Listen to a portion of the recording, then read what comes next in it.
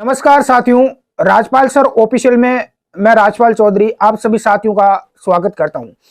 साथियों, राजस्थान में जैसे ही 25 नवंबर को विधानसभा के चुनाव संपन्न हुए थे, उसके बाद में 3 दिसंबर को राजस्थान विधानसभा के जो चुनाव है उनका परिणाम घोषित किया गया, जिसमें भारतीय जनता पार्टी यानी बीजेपी की 115 सीट आई। तो उसी दिन यहां पर तय हो चुका था कि राजस्थान में बीजेपी की भारतीय जनता पार्टी की सरकार बनेगी और बीजेपी का कोई ना कोई मुख्यमंत्री बनेगा। मुख्यमंत्री बनने का सिलसिला राजस्थान में काफी लंबा चला। बहुत सारे यहां पर वाद विवाद हुए और कई उभरते हुए चेहरे जो हमारे सामने निकल कर आए थे, जिसमें राजस्थान में पहले भी 2 बार सीएम यानी मुख्यमंत्री रह चुकी है श्रीमती वसुंधरा राजे सिंधिया। उनका नाम सबसे पहले निकल कर आया कि बीजेपी से, भारतीय जनता पार्टी से वसुंधरा ही मुख्यमंत्री बनेगी।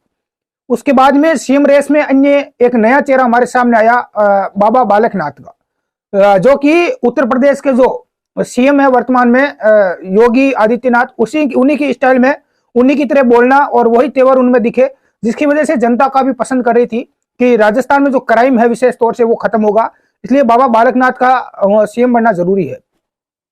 इसके अलावा जो सबसे पहली रेस में थी वसुंधरा राजे, बाबा बालकनाथ और नंबर 3 पर थी दिया कुमारी, और उसके बाद में गजेंद्र सिंह शेखावत का भी नाम था। अन्य 1-2 नाम और भी हमारे सामने निकल कर आए थे।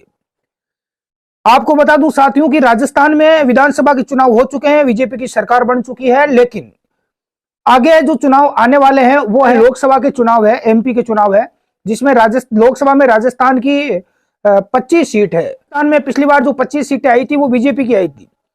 जैसे ही प्रदेश राजस्थान में भारतीय जनता पार्टी की सरकार बनी तो प्रधानमंत्री नरेंद्र मोदी जी, उनका सीधा निशाना राजस्थान था कि सामने आने वाले लोकसभा चुनाव में उनका एक ही टारगेट था कि राजस्थान से 25 की 25 सीट निकाली जाए, उसके लिए कुछ भी करना पड़े।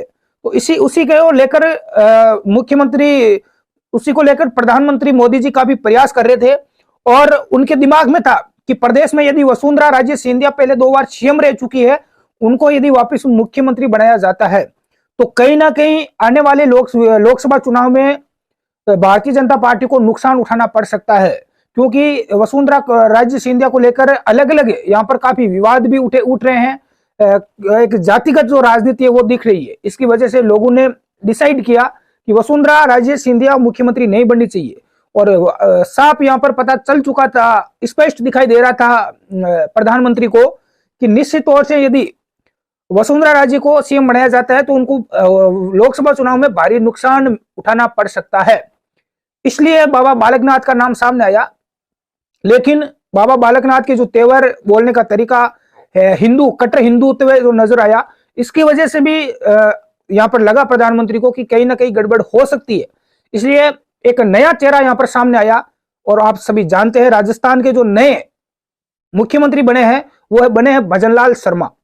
भजनलाल शर्मा का चेहरा अचानक सामने आता है। आज हम जानते हैं थोड़ा बहुत कि आखिर भजनलाल शर्मा है कौन, जो राजस्थान के मुख्यमंत्री बने हैं और उनका चेहरा अचानक सामने आया है। आपको बता दूं कि भजनलाल शर्मा पहले भारतीय जनता पार्टी में राजस्थान में यहाँ पर अध्यक्ष भी है और कार्यकर्ता भी है। इनका जो ये मूल रूप से जो ये निवासी है, ये है भरतपुर, राजस्थान के भरतपुर जिले से है। निर्वाचन क्षेत्र इनका भरतपुर है, भरतपुर से है, और इनके पिताजी का नाम है किशन स्वरूप शर्मा। भजनलाल शर्मा की जो आयु है, उम्र है, वो है मात्र 56 यानी 56 वर्ष की इनकी आयु है। इनको राजस्थान विधानसभा चुनाव में जो बीजेपी की टिकट दी गई, वो दी गई सांगानेर जयपुर से। सांगानेर से सिटी से ज्यादा इनको बीजेपी के वोट मिलने से लगभग 48,000 वोटों से इनकी जीत होती है, और ये इनको पहली बार ही टिकट मिला था। पहली बार ही ये यहाँ पर आए थे, इनको बीजेपी भारतीय जनता पार्टी में विधानसभा चुनाव में पहली बार इनको टिकट मिला और ये पहली बार विधायक बने, और पहली बार विधायक बनते ही इनको सीएम पद दिया गया, मुख्यमंत्री की इनको जिम्मेदारी सौंपी गई। तो ये एक इनके लिए बहुत बड़ी यहाँ पर बड़ी बात है, खुशखबरी है।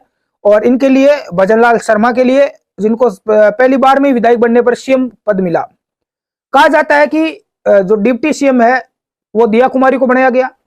लेकिन कहीं ना कहीं भजनलाल शर्मा, जिनको राजनीति का उतना अच्छा नॉलेज भी नहीं है, पहली बार ही विधायक बने हैं, इसके अलावा सीएम भी पहली बार ही बने हैं, उतना नॉलेज नहीं है, लेकिन कहा जाता है कि वसुंधरा राजे सिंधिया को पता चला था कि उनको सीएम नहीं बनाया जाएगा, प्रधानमंत्री किसी भी मूड में नहीं है, तो उन्होंने प्रस्ताव रखा और उस प्रस्ताव में भजनलाल शर्मा का नाम रखा गया।